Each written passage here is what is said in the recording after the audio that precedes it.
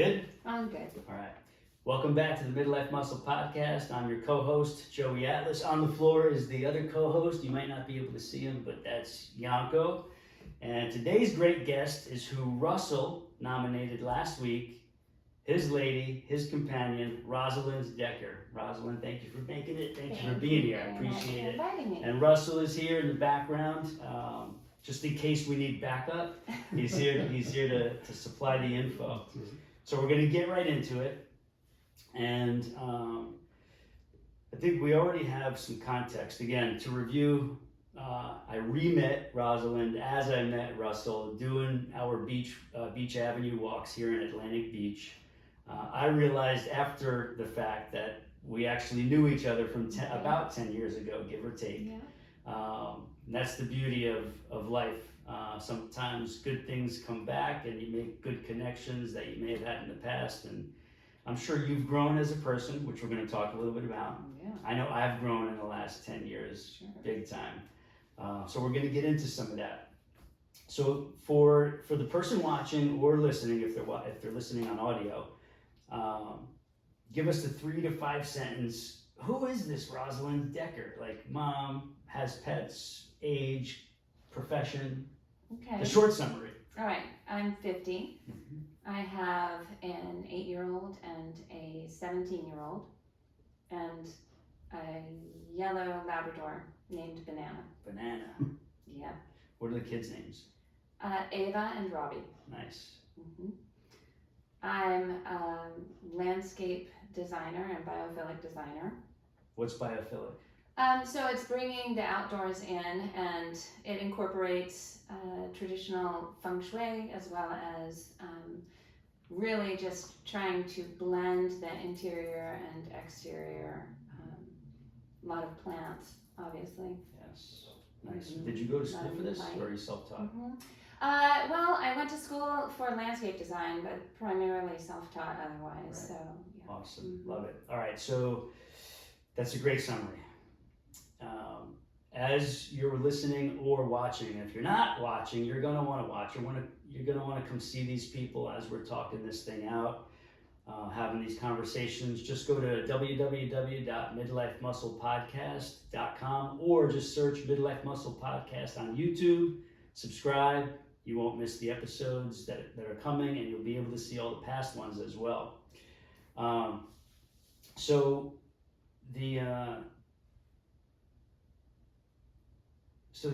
How did you get into this career? I usually like to start with the childhood stuff, but my wheels are spinning here on this career stuff. How did you get into that realm of landscape design and biophilic design?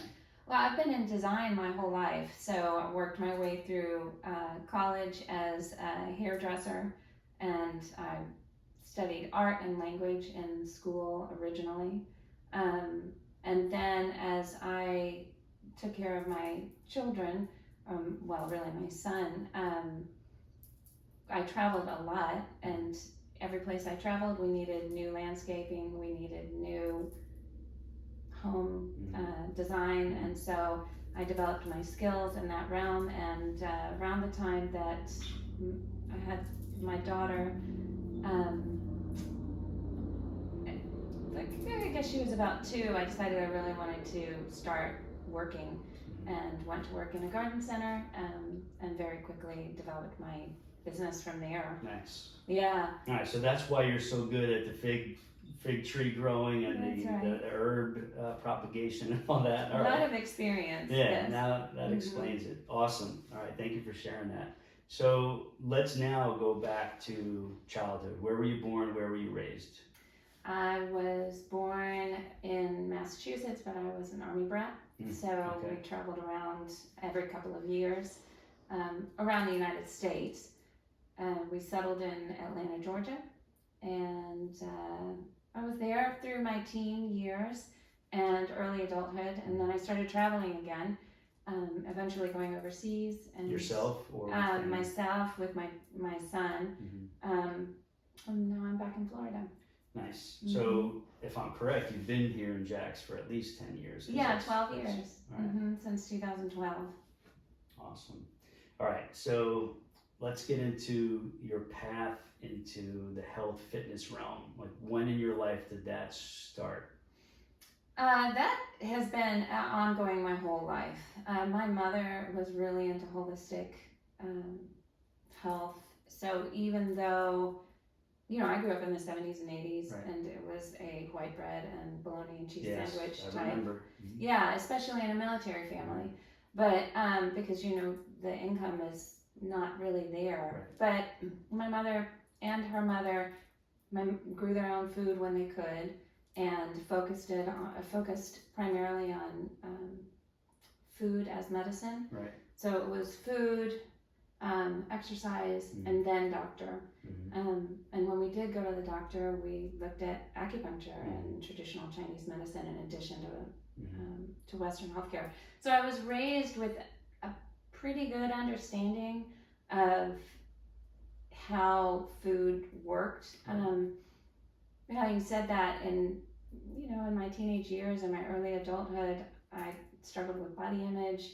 I struggled with an eating disorder, trying to morph myself into this skinny, tall person that I wasn't designed to be. Okay, this is awesome. All right, so we're going to slow down here. Now, this is where we're going to get into some helpful material, because a lot of, not just women, men too, of all ages struggle with these issues. Yeah. So, as a child, you're raised generally leaning toward a healthy lifestyle as compared to the rest of the population. Yeah. All right. Now, your late teen years is when you start struggling with body image, things of that nature. What did that look like? Like, how did it manifest? What was a visible sign of that?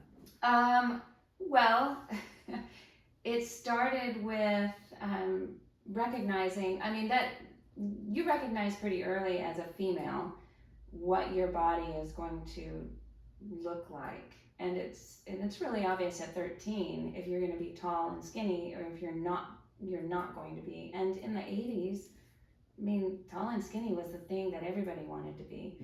So I started dressing in a way that hid my body.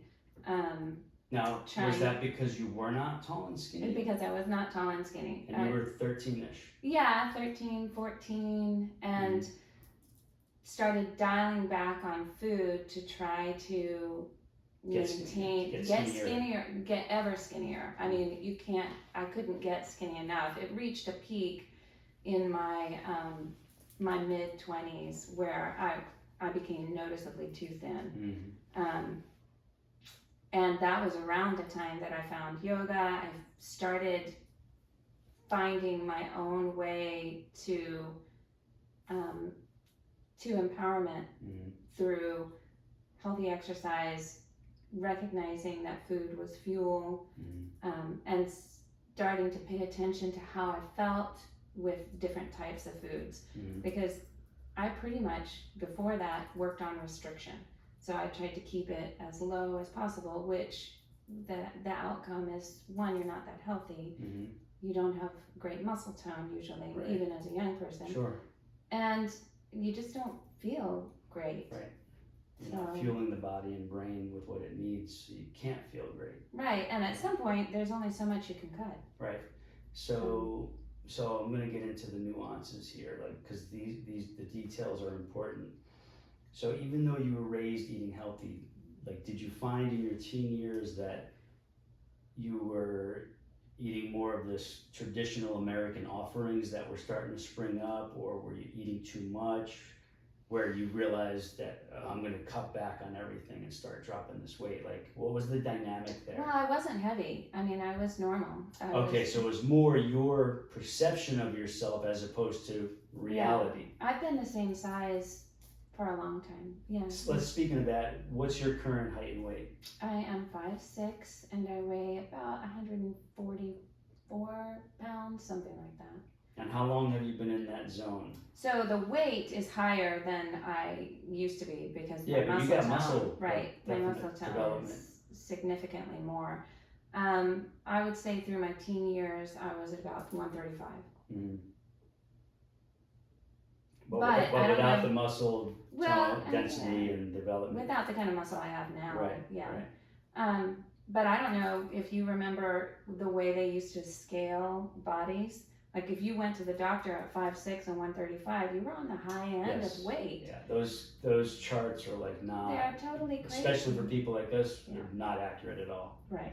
I mean, they might by accident be accurate for people that take care of themselves just by the nature of like the height and weight dynamic, but that's only by chance. It might be accurate. That's exactly right. And then the doctor as well. I mean, that's a whole different subject on how doctors handle nutrition and weight. But yeah. So I was not outwardly even outside of normal. It was just how I saw myself. Right. Okay. Right. So you didn't actually have body weight issues. It was more a matter of what you're seeing with your own eyes, interpreting in your own mind. Yep. All right. So on your own volition, you decided, okay, I need to start really fixing this issue. Yeah, I actually had some other issues. So I don't know if you're familiar with what Raynaud's syndrome is. Oh yeah, I have it. Yeah. Okay. So I have it. When it's cold and my fingers will turn white and get deformed, my toes. Yeah. So I was looking. My father did Tai Chi, and he and I had talked about maybe using that as a way to encourage better circulation. But I found yoga, and yoga actually did seriously improve my circulation. And just through that daily habit of paying close attention to your body. This was 30 years ago when you discovered the yoga. Yeah, it was in my 20s, yeah. Okay. That's right. Hard to believe it was that long ago, but yes. And started really dialing in.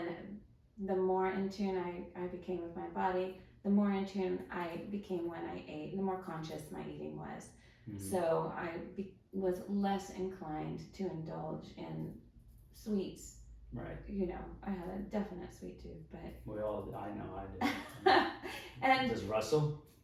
Yeah. Sometimes, yeah. His version of sweet is like 90% dark chocolate. So, okay, fair enough. You know, it's a little sweet. Right. All right, so as you're getting your bearings and coming more in touch with your own reality and making adjustments, how did you progress from there in terms of how you were seeing yourself? How did that change? That has taken up until now. It's still ongoing working for on all it. of us. Yeah.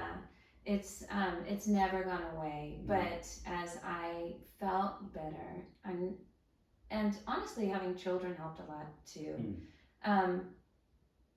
Because at least when I was pregnant, I thought only about what I was producing and how to make that as healthy as possible.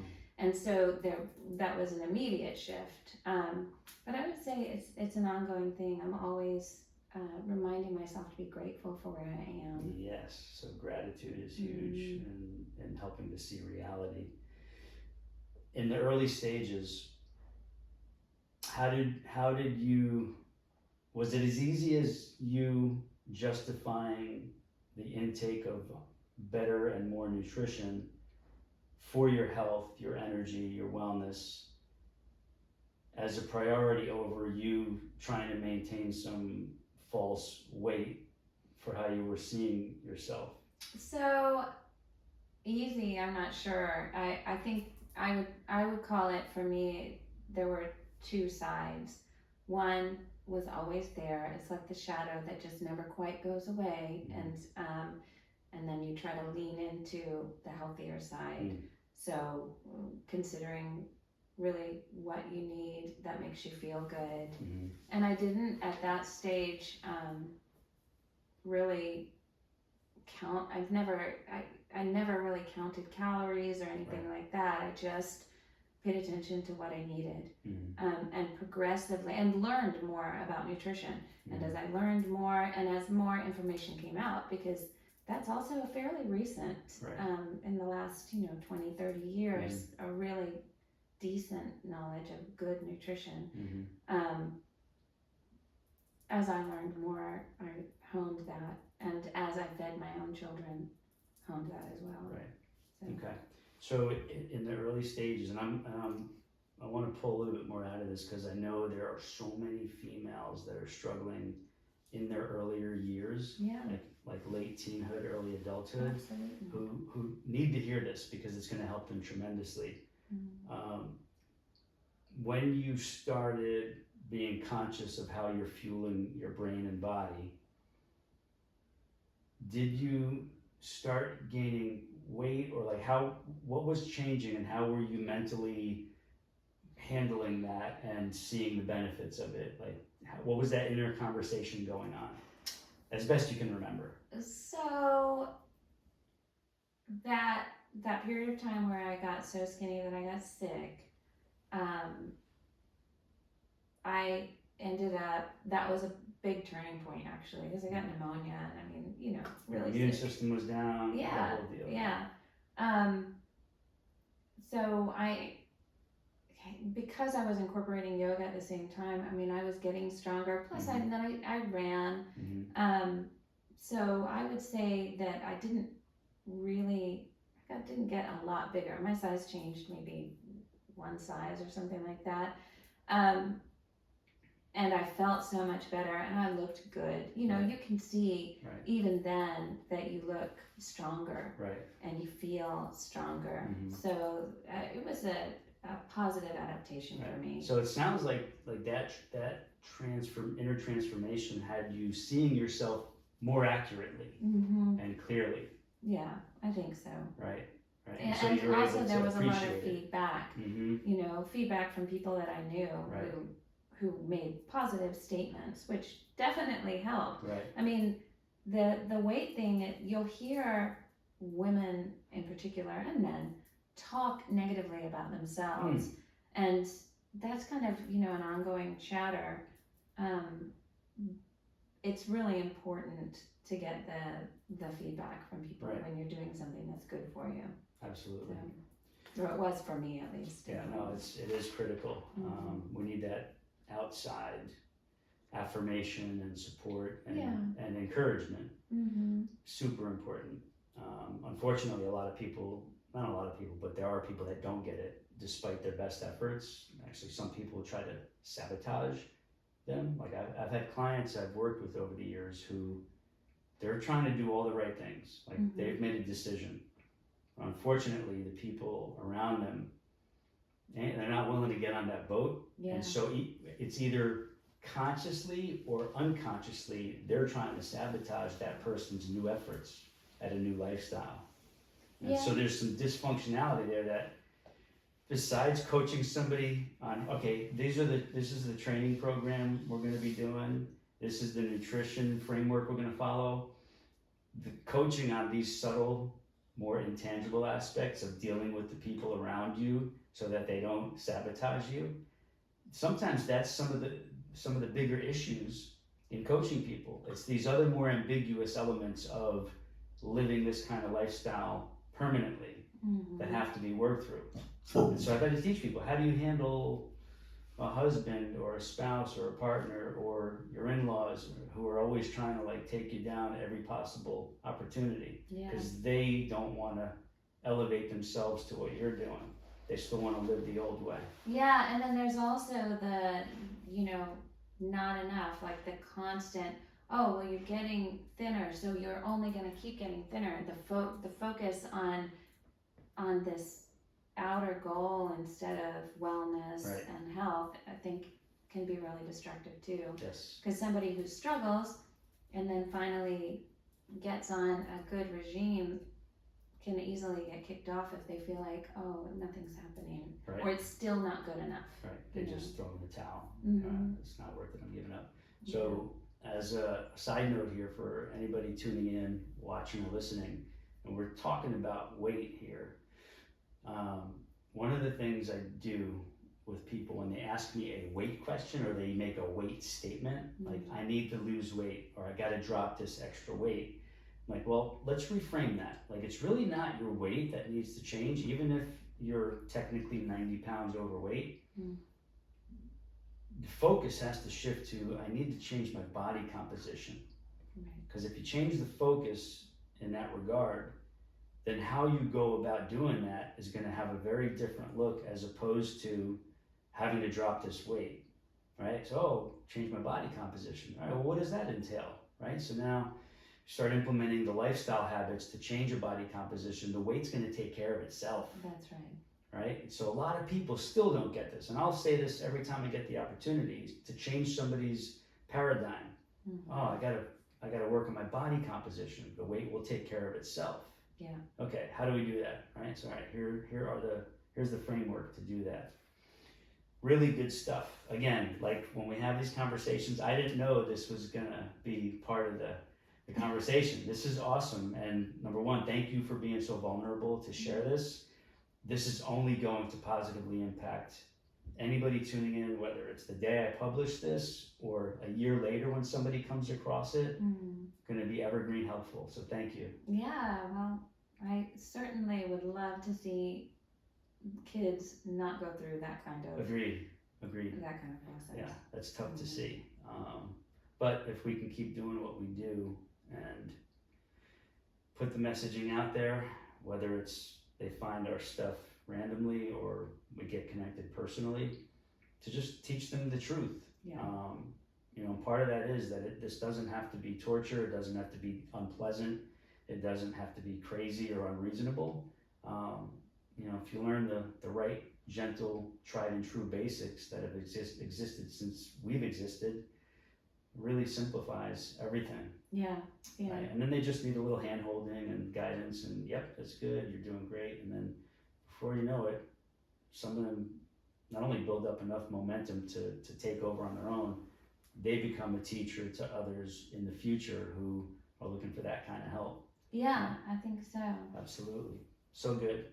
All right, so that's an awesome path into the health fitness realm and your own evolution from where you were to where you're at now. Very powerful. What does your current training schedule look like? I know we asked Russell, maybe it's exactly the same, but I know the ladies tuning in, like, I want to hear what this lady's got to share. It's pretty much the same.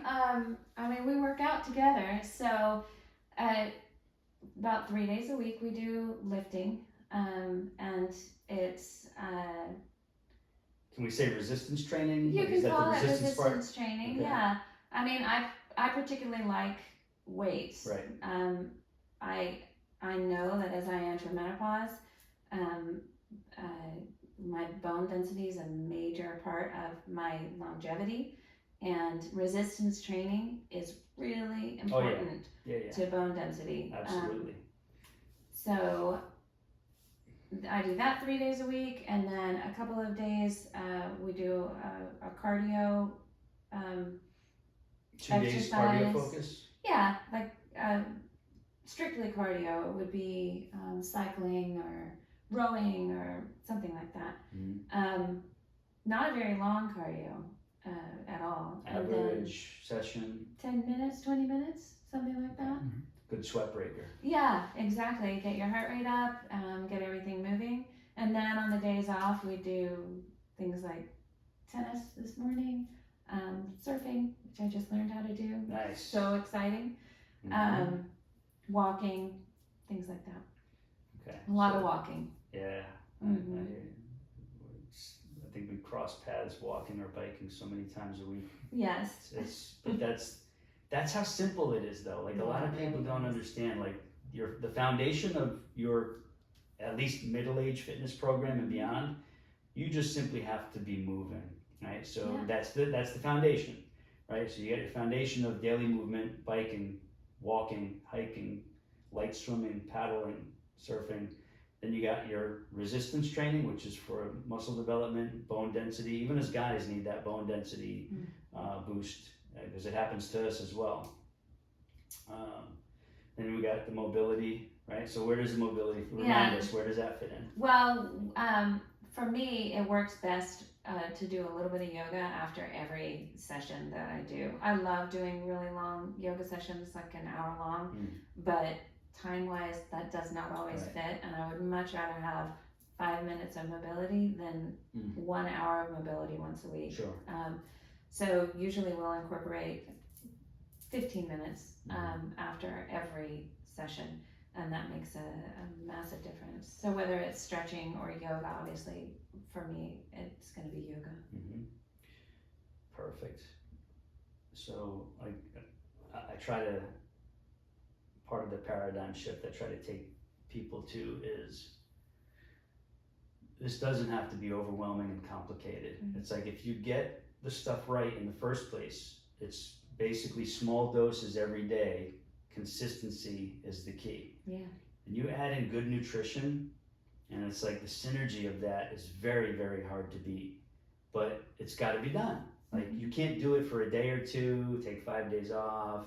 Oh, it's not working for me. Well, wait, let's look at your schedule for the last 2 weeks. What does it look like? Yeah. Like, you got 4 days in here.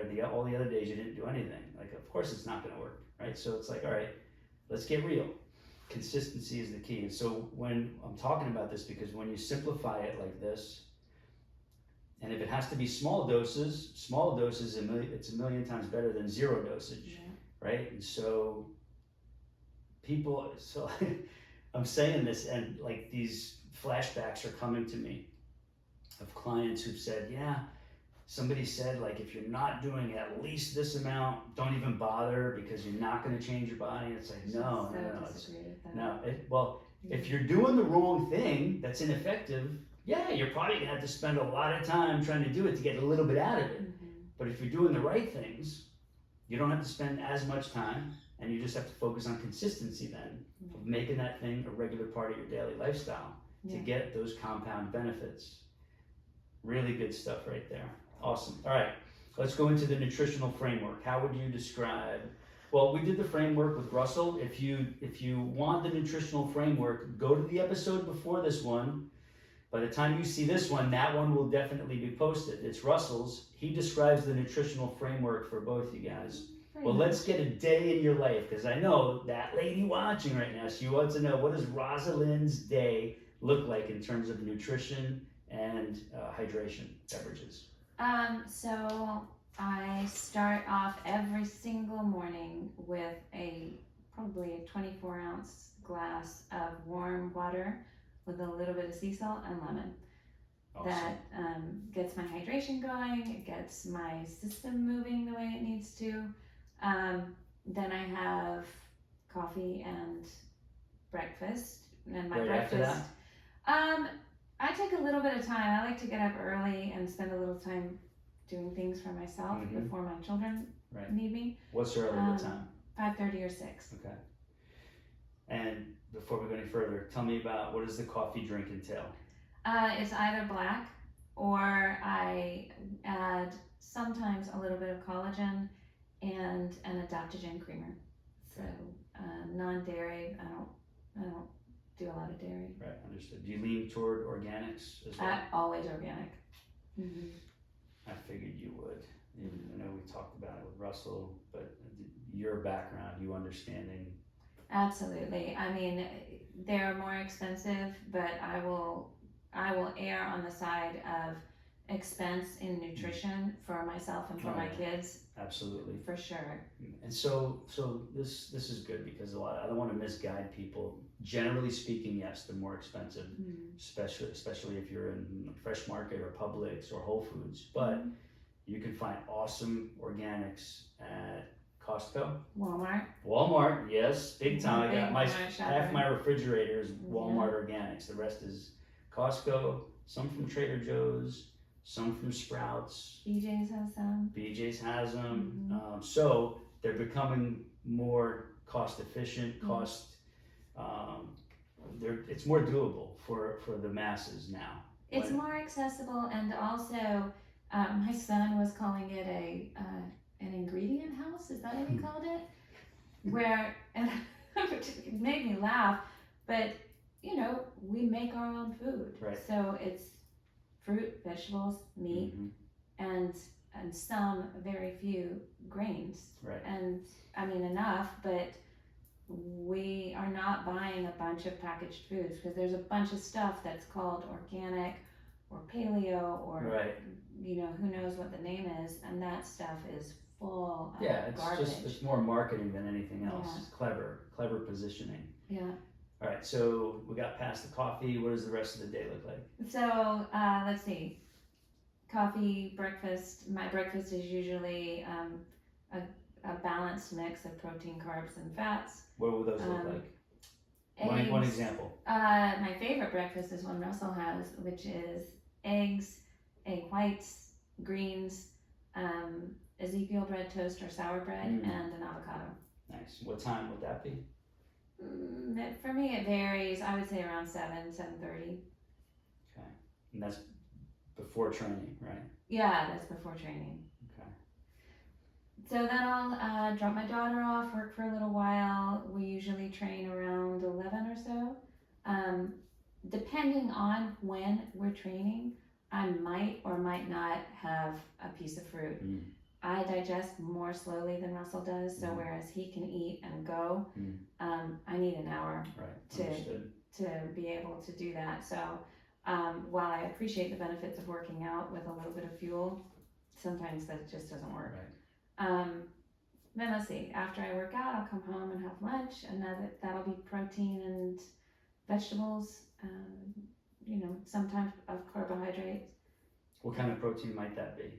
Chicken or fish usually, and then it would be a salad with maybe some seeds and carrots, celery, variety of vegetables, whatever we have in the fridge. We cook a lot of vegetables at night, and then use the leftovers in our salads the next day. How might you dress that salad? So I have a few go-tos. One is yogurt and mustard with a little bit of honey in it, and it makes a really good honey mustard. And sometimes a little cayenne in there. Balsamic and olive oil is a really great one. Yeah. With sometimes I'll add dill or something like that. Different spices. I would say those are probably my two favorite. Yeah. Nice. Good stuff. Okay. What about like besides dill, like other herbs, seasoning, spices? We spoke about rosemary earlier, so I definitely use a lot of rosemary. It's really great for helping the body properly utilize starches, and it tastes really good in salads. It tastes great to cook with it. Fresh or dried or both? Fresh, predominantly. Are you growing some around the house? Yeah, I grow rosemary, I grow basil, I grow mint. I grow fennel, which is another really good one. That's amazing, and it tastes great in salads. Yeah, I mean, you can even saute it, bake it, boil it, raw. Ooh, awesome. So those are the ones that I'll use fresh, and cilantro I love. Not everybody likes cilantro, but I do. Parsley is another one. Right. Nice. Yeah. Good stuff. All right, so when I talk about this, all these things were put on the earth by design. That's my interpretation, by divine design for us, not just for the flavors, but for the health benefits they bring us, like all the phytonutrients, the things we don't even know about that get delivered into the bodies and brains for our benefit. Cool thing is there's so many of them with so many different flavor profiles. Everybody should be able to find a few of them that they love and start incorporating them on a regular basis. Not like, once a month, I picked up some cilantro. Like every day, you should be taking some of this in, and especially when you learn how to grow some at your own house, indoor, outdoor, or both. You got it. It's like a constant supply.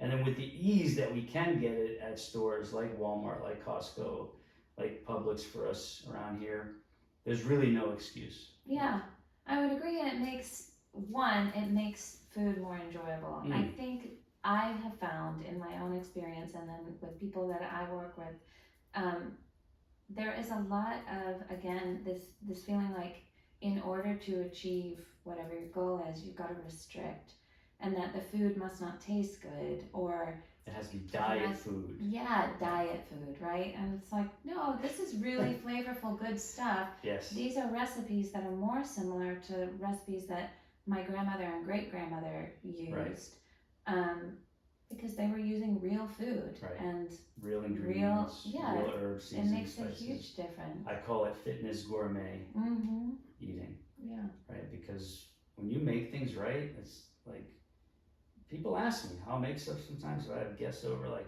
man, this is awesome. Like, you eat like this every day? Like, yeah.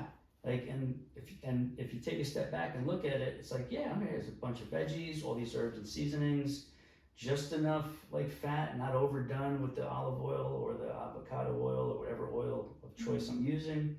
Got your protein there that has all kinds of awesome seasonings on it, chipotle powder, like whatever, smoked paprika. Oh yeah, that's one of our favorites. There you go. Good. Like, if you know that you can be using those and they're good, and then you realize not only do they not make you gain weight, but they deliver health benefits as well, it changes like the picture. Like, all right, I can eat like this every day. This tastes awesome.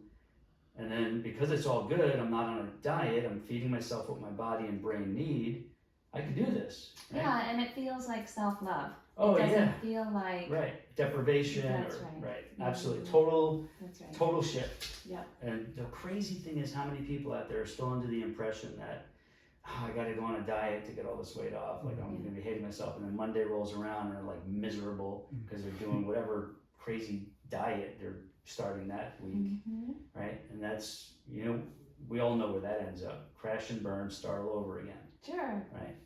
Fortunately, like, when people find us and they start learning, all right, this is how you do what you guys do. Like, that's why I do this, to share these real life examples so that people can have that revelation as they're watching or listening. Okay, this is when I see them, like, oh, they look awesome. I wish I had that body. No, like, we don't, it's not by accident. It's by our lifestyle that we get these outcomes, and they can do the same. This is like available to everybody. What we're sharing here, it's not like rocket science, or it's not complicated. You're not sitting there like measuring every single thing that's going into your meals. Like we talked about last time, it's intuitive. Right. Like, you learn the basics, then you start coming up with your own preferred variations of all the rules that we have available to us, and it becomes intuitive. Yeah, that's right. Really good. All right, so let's go to the sweet tooth. Like, how do you take care of that sweet tooth, and what are some of those things that find their way into your body? Well, I mean, I try to pay attention to it. So I start with fruit. So I'll have watermelon, which is very sweet, or something like that. Watermelon, blueberries. I would say those are my favorite. All right, let's get past the fruit. We know you eat the fruit. Like, give me the what? Like, what? My favorite is chocolate. Salty chocolate. Salty chocolate. 70%. Salty, 70%. All right. What's like? Where do you typically get that? Do you have a favorite brand? So right now my favorite brand is Hu. H-U. Yeah. And they have a really good salty dark chocolate. That's pretty much it. And then every now and then I crave ice cream, and I try to avoid it as long as I can, and then I finally just go ahead and have some. And what kind? Gelato always. Ooh, yeah, which one? Talenti. All right, that's a good one from any supermarket. Will carry that almost. Yeah, and that stuff is just so good. I mean, it's thick. If I'm going to eat something like that, I really want to eat the real thing, because what I find is by putting it off and eating something else, I then put it off, I eat something else, and then I finally give in and go. So exactly. They used to make organic Talenti gelato. It was like out for a couple of years. It was awesome. Yeah. And I was buying that like crazy. That stuff is just good. And the containers are good too. Yes. Yeah, those are use great. them afterwards. Right. Absolutely. So I'm bummed that I don't see it around here anymore. So I don't think they're making the organic gelato. It may have been because they sold to Unilever. The company sold to Unilever. I know that. But that is a good off-the-shelf gelato. Yeah. Good choice. Do you have another gelato? Off the shelf? Yeah. So like whenever I go to the stores, I'll look. Like my brother does the same thing. I don't know if you met Dominic back when me and Dara were staying at that kind of, because he was around a little bit visiting. Anyway, He's another fitness guy, foodie. He Okay. does private training up north. He's probably more of a foodie than me. So we're always looking at what's in the store, what's new. Like we got, if it looks good enough, we got to try it. So anyway, Fresh Market has some really good gelatos in their ice cream gelato freezer. Worth looking at the ingredient labels and how it's sourced. When they're on sale, it's a good deal. Okay. Regular prices are like $8 for, pint or half pint. Is that what is that? I think it's a half pint. Half pint. Yeah.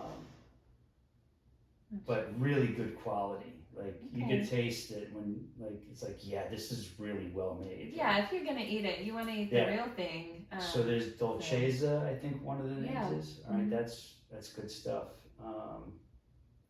There's a few more. There's I think Alex, ALEC apostrophe S, but I think that's more of an ice cream. Okay. But all organic and so good. Okay. Like almost like a gelato, almost. So unfortunately, I'm gonna go buy ice cream. All right, so Fresh Market is worth checking out. Now, surprisingly, Publix has their own organic ice cream brand. Yeah. All right. And yeah, my mom buys that. it's good. It used to be better. Like I don't know how many years ago, but I'll say 5 or 6 years ago, it was like one of the best. And for the price, it was like you can't beat it. And I don't know if they changed their formulation or whatever, but it's still very good, just not as good as when they first came out with it. But still all organic, still very good. I'll gladly eat it. Like if it's on sale, I'm grabbing a few. And I used to not be able to just let them sit there in the freezer because I had to eat them if they were there. Yeah. That was the old me, the dysfunctional food issue me. Now I could leave them there. I don't have to touch them. Night comes around that I actually want it. I don't have to eat the whole thing. I can have 1/3 the container, put a little granola on top for some crunchiness, and I'm good. Like super satisfying. So that's another one. There are others, I just can't think of the names, but as I come up with them, if I see them, I might take a picture and send it to you. This one worth trying. Okay. So we share this because the sweet tooth is important because a lot of us have. I got more than one sweet tooth. I got a lot of sweet teeth. But it's okay. Like in the context of this kind of lifestyle, it's okay. And if you choose good quality stuff, you're in the zone. Like not to eat the whole thing of whatever it is you're buying, but be mindful. Like when you're mindful and you're enjoying it the right way, you find you don't need as much because it's not more of a mental eating. It's a whole body experience, like mental, physical, like that was enough. I'm good. I'm not on a diet, so it doesn't mean I wasn't supposed to have that, which means if I want a little bit tomorrow or the day after, I can have it. And when you're in that frame of mind, you find that you're not having this struggle and that, damn it, I want it. I'm going to get it. Like I can't resist. Like you don't have to resist. There's nothing to resist, right? So incorporating your favorite sweet tooth treats strategically, knowing yes I can have them, makes you have less of that inner struggle that I can't have it, so that I'm gonna have it, right? Yeah. A lot of people dieting get into that weird dynamic. Well, and there's slowing down and actually enjoying it. Yes. When you really throw yourself into the joy of good food, it feels good. Right. It Each tastes bite good. is like its own Delectable, experience, right? And you savor it, you're mindful of it, that was good. Yeah, And I agree. You need less. Right. You don't have to have as much to get that pleasure and that joy from eating something really good. Yeah, I agree. It tastes awesome. Good stuff. This is great. All right, so as we're coming toward the second half of this, actually in the second half, stay tuned because I think Roz has somebody she's going to nominate. Did you think of somebody you're going to nominate? Yeah. At least one person? All right. You got a good question for me in the Turn the Tables portion? Nice. All right. And then we'll share the new website that you guys were talking about to replace the former website we mentioned in the previous episode. Okay. All right. We talked about like your early life was kind of a setback that you had to overcome in and of itself. Yeah. But along the way, was there any other either major injury that you had to address or major life setback that took you kind of off track where you needed to get back on track? Yeah, so I would say there are two. The first I would not call a setback, but I hear it a lot from women that pregnancy like throws them a curveball, Right. and that they really have trouble after having babies getting back on any kind of healthy course. One, because they don't have time for self-care, and Or, another, and various things. Maybe they gain too much weight during pregnancy. Who knows? There are multitude things, and I've had two children. One when I was 32, and one when I was 42. So those were interesting, and I can talk about how I handled that if that's something that is interesting to your clients. Yeah. Yeah, is that yes? Yeah. Oh yeah. Okay. Quick, here's so how I handle real quick. So I was active through my pregnancies and right up to the very end, walking and yoga and that kind of thing. And then afterwards, I did yoga and walked and slowly added in extra exercise as I got stronger. But I was really careful because during that period of time, people have this expectation that their bodies will bounce back, and they really, I think it's an all or nothing sometimes. And it took me about a year each time to get back to the weight that I was at before I had my kids, and to get to where I felt. Your fitness level, your abilities. And it took even longer, a couple of years, before I actually felt like I did before I had the baby, because you change a lot. Right. And then in my mid-40s, I had breast cancer. So that, I continued to exercise through that. But I had over a year where I was in and out of the hospital for surgeries. And then of course you've got like all the drugs and, the anesthesia and the medications and all of this. So my diet became really, really important during that period of time. As far as exercise went, I continued to walk, and when I could go into the gym, I just focused on lower body activities. But really, I would go back to diet there because I had brain fog from all that stuff. My hair was falling out. There was just a lot to handle. To try to detoxify and to keep, emotionally to stay balanced during that. So, and that I would say took a couple of years. Following those surgeries, they're such big surgeries that it really takes a long time to build back to where you're able to feel, like yourself again. Yeah, for sure. So through that, with the nutrition being so important, like I know the doctors, surgeons, they can't force you to do that. Like that was your own decision, your own understanding, your own initiative to make sure that your nutrition was going to be as good as possible to help the fight and the healing process for making the treatments easier on you. Yeah, so I was fortunate. I only had surgery and medication. Okay. But the doctors they really don't know. Right. They're not trained in nutrition for the most part, and they, even with the hair loss, they said, well, this is normal for your age. No, that had nothing to do with it. It was totally a response to the huge amount of anesthesia and medication. So yeah, I would encourage all women that are going through that to really reach out to nutritionists, to health coach, to somebody who can help them with a healthy diet. Because it's so hard on your body, and they go in with the attitude of like getting rid of that cancer, which you really want them to do, but at the same time, it can do a number on your health. Oh yeah.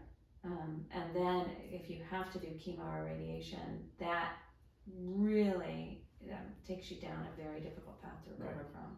Right. So. Yeah, I mean, it's so simple, but it's something a lot of people miss the mark on. It's how you nourish your body and brain is going to determine how you get through and come through anything you're going through. That's right. And you know, for anybody who's not going through anything or battling anything, it's going to affect the quality of your life. Period. Right. So the hair, did that all come back now? I mean, you got all kinds of crazy, awesome hair. I got lots of hair. Yeah. Did it come back naturally with time? Yeah. So that again, that took a couple of years. Right. So, and it didn't all fall out, fortunately.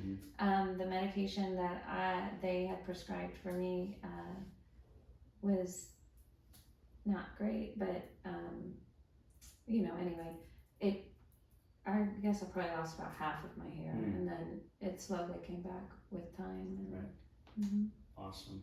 So good. All right. What motivates you to stay on track?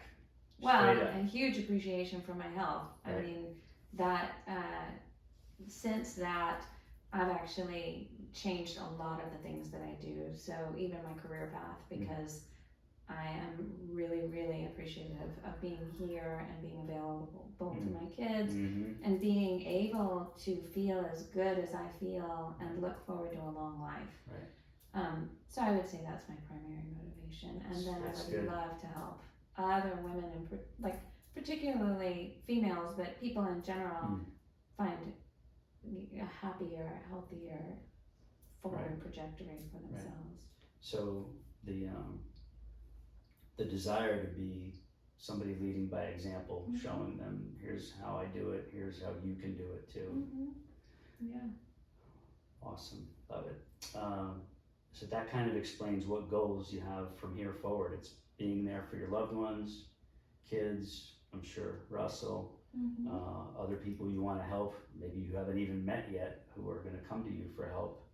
You're going to have that ability to do that. I hope so. Yeah. I feel really strongly about it. Oh yeah, you guys got it. Both of you have the ability to help people a lot. I can see it already. All right, so we covered a lot of really good stuff, and again, I thank you for opening up and being so vulnerable and sharing the really important stuff that's going to positively impact anybody watching or listening. Deeply, deeply appreciate it. So now we're going to get into the nominate section. So who do you have, at least one person, to nominate as a future guest? So I have not talked to them, but there's a gentleman named Chad who he and his wife own Jasmine Body Works in Jack's Beach. Jasmine Body Works. Unbelievable bodywork professionals. Oh, like therapy. Oh, okay. All right. Yeah. So I went to her for lymphatic massage following the surgeries. She's amazing. What's her name? Her name is not coming to me right now, but her husband's name is Chad, and she owns the business along with him. So I really apologize. That's okay. For that. And Chad is incredible when it comes to realignment and helping with the fascia, and so I really, they're very interesting people. Chad does qigong out at the beach. So all right. Sometimes that sounds like a great two possibilities right there to have on here. They're really special people. Sounds like it. All right, I look forward to connecting with them when the time is right. You just give me if you want to talk to them first. Yeah, show I'll them the episodes. And I nominated you on here. You can hear me talking about you guys. I'd love to meet them. They sound like great people, and I'm looking for some good body work myself. I couldn't recommend him more highly. Okay. Both of them. Both of them? Yeah. Okay. It really depends on what you're looking for, and they would help you figure out who. Okay. All right. Who would be best. We'll explore that for sure. Awesome. All right. So now is the turn the tables portion of the episode where you get to ask me the question. So I would like to know, with the women, because you work with a lot of women. Yes. So what do you find is their biggest issue, and how do you help them cope with it?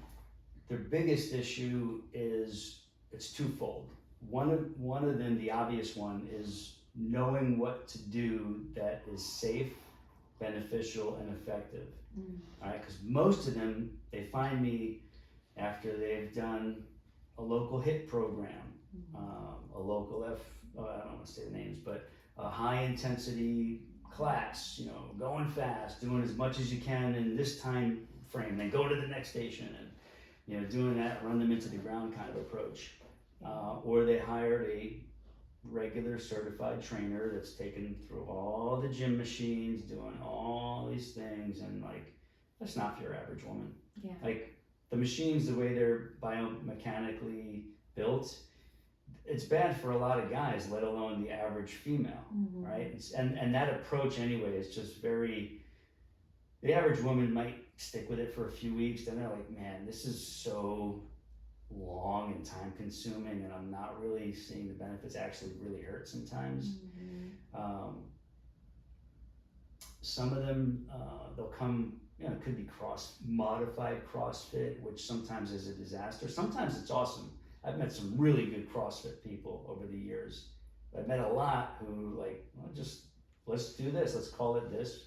We'll modify it for the older folks or the weaker females. Right. And I tore my shoulder out, or like the meniscus in my bad knee like is totally shot now, or my back went out, you know, whatever it is. All that to say, like, they're under the impression that changing their body has to be grueling. Right. Whatever it is they choose, it's got to be some kind of grueling effort that's going to force it to change, right? I have to reprogram them to understand, no, it doesn't have to be grueling at all. It can actually feel good while you're doing it, feel good when you're done, be enjoyable, and get your body to change, right? And then, of course, they start trying it, they realize, oh, he's right, and this feels good. I could do this. I actually want to do it again. Like, even my brain is like my mood, right? So it's teaching them more of the truth about how they can improve. That's easier on them mentally, emotionally, and physically, of course. The other part after that is getting them to understand that you're not just going to do this for 9 weeks and you would reach your goals and you're good. You're going to sail.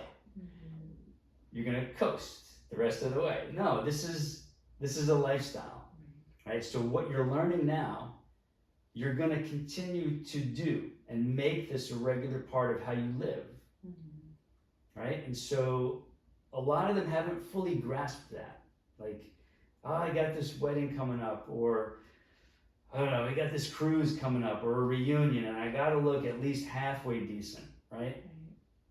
So maybe last year when the situation came up, they tried the boot camp or the hardcore trainer or whatever that hurt them and really didn't get them what they wanted. So this year around, they're like, right, that wasn't good, so let me try looking for something else. And maybe they, by grace, they find me. Right? Oh, this guy's speaking my language, he's saying gentle fitness. I even watched some of his demonstration videos. I see all these other ladies posting their testimonials wherever they might find me. And they'll reach out and we'll have a conversation. It's almost too good to be true, like when they're hearing it. But there's enough social proof now online where if they go look, whatever, Joey Atlas success stories. Okay, like I see these ladies, even some guys here and there, and they're willing to try it at least. And when they try it, it's like, ooh, okay, I could do this. Like, I can keep doing this. And then even though a lot of people say, yes, I can keep doing this, the average person doesn't understand what it means to keep doing this as a lifestyle. So I take them through, when I'm doing a full coaching program, I get the opportunity to take people through the in-laws visiting for a long weekend. Oh, I didn't do anything for 5 days because, you know, the in-laws were here and I was entertaining.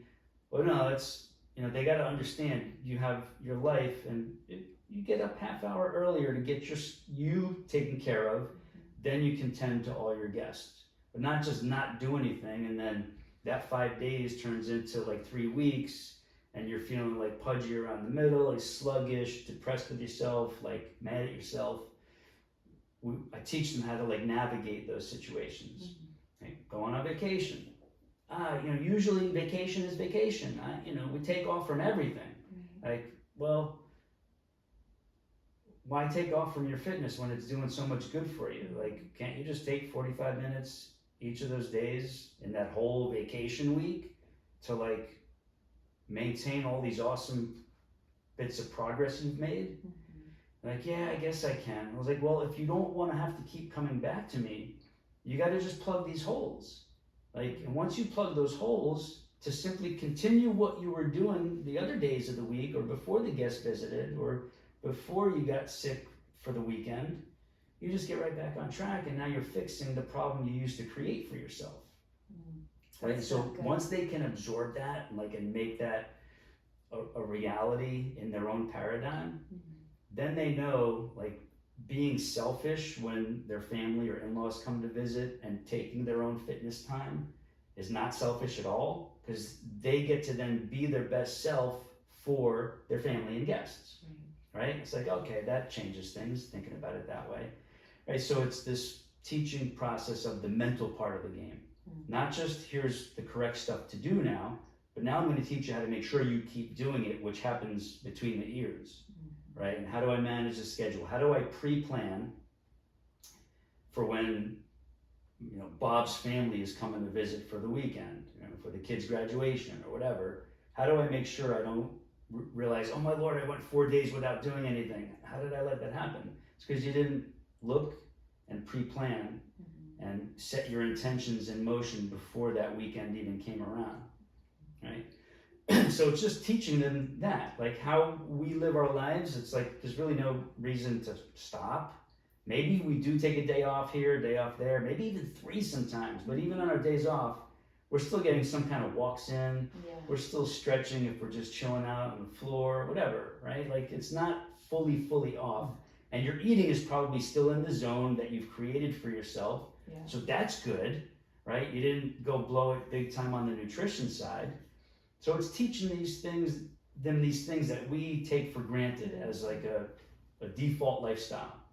It's that default lifestyle that we're very accustomed to is what a lot of these people need to learn. Like, well, what does that look like? How do I pre-plan? Like, how do I make it happen? How do I premeditate the menu for the weekend so that not only I eat good, but maybe all my guests eat way better too, right? And a lot of times they'll find, hey, I did the meal plan like you said, and everybody loved it. They were like, this is healthy for us? Like, wow, can you come cook for us or whatever? Like, these new revelations happen, and they find that, well, this is actually good for everybody. Like, now that I know the right way to do things, now it is very doable and repeatable, right? So it's reprogramming of the mind after the more objective checklists are in place of doing this, then it's like adjusting the upstairs part. Yeah, that's interesting. I think you're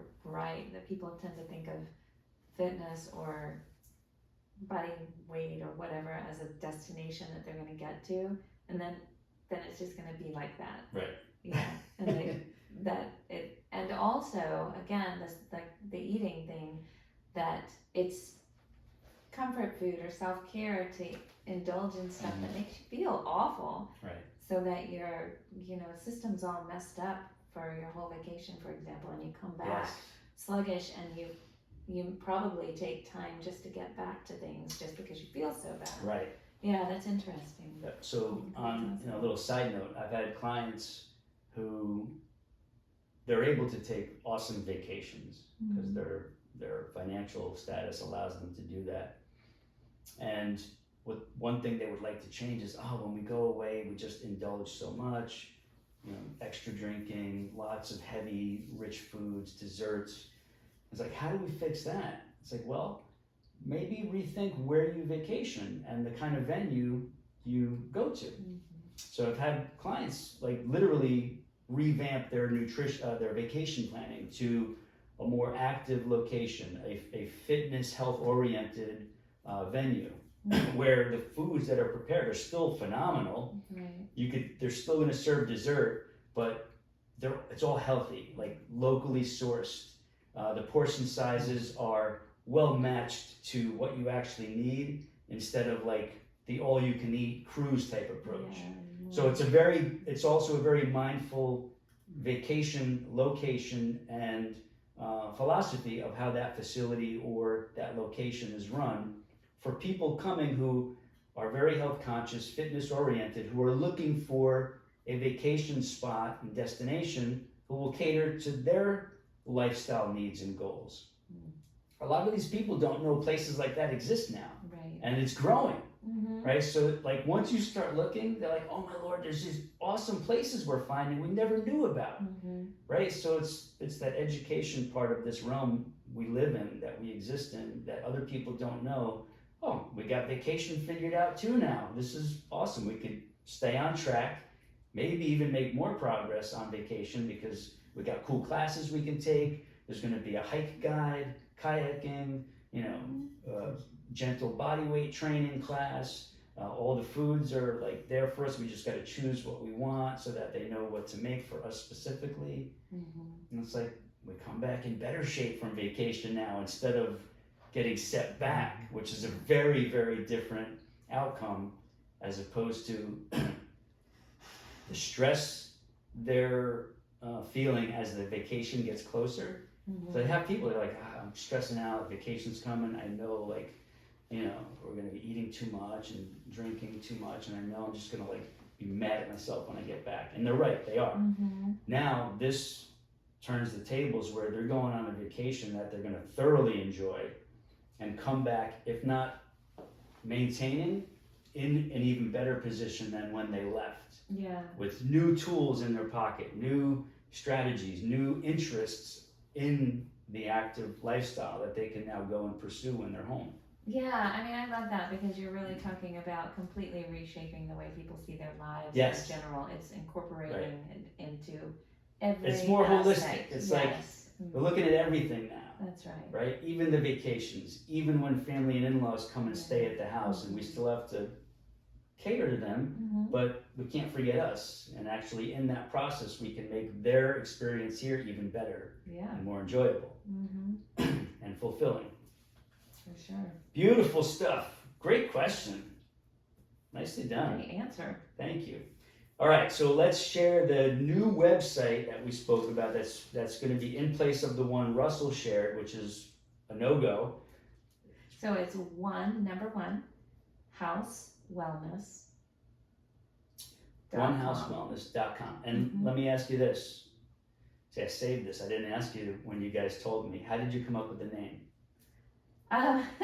So One House is kind of an overall incorporation of what we want to bring to what we're offering to people, where they can come to one place for health wellness, emotional wellness, relationship wellness, sexual wellness, and then also there's the personal aspect of it, where we're two separate houses, coming into one for ourselves alone. So are you guys actively working on coming into one house? Like, is that that is going to be a long journey, but okay? That's the big goal. someday, yeah. Okay. So it's more metaphorically you're speaking. Metaphorically. Okay. Mhm. Thank you. Still good, because even if you're living in separate houses, there's still a lot that is overlapping. Yeah. So much, Yeah. right? So creating that metaphoric one house Yeah. approach is critical. Well, and so I like to look at it as feng shui, where you start with your body and you move outward. And so, one house for us, and then all of the community becomes under one umbrella. It just expands out. But basically, we're all interconnected. Yes. Mm-hmm. Very true. All right, I'm glad I asked that. I almost asked it when you guys were telling me, like, oh, no, we got to save that for this, because I knew there was some meaning behind this. Beautiful.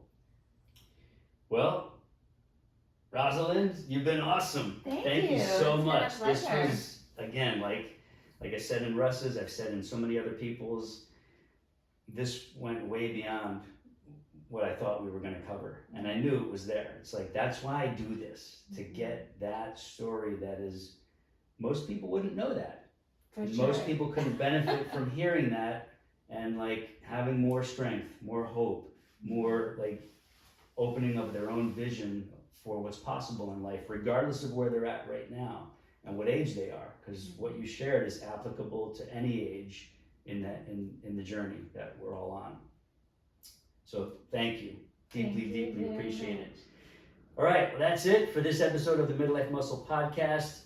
As you're watching or listening, please rate and review if you're checking this out on Apple Podcasts.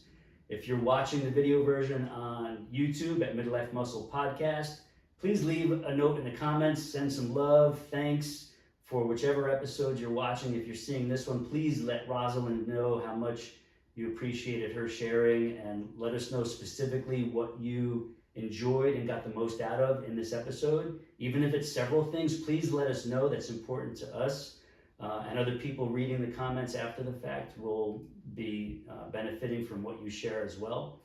So until next time, peace and much love to you. We'll see you in the next episode. Great work.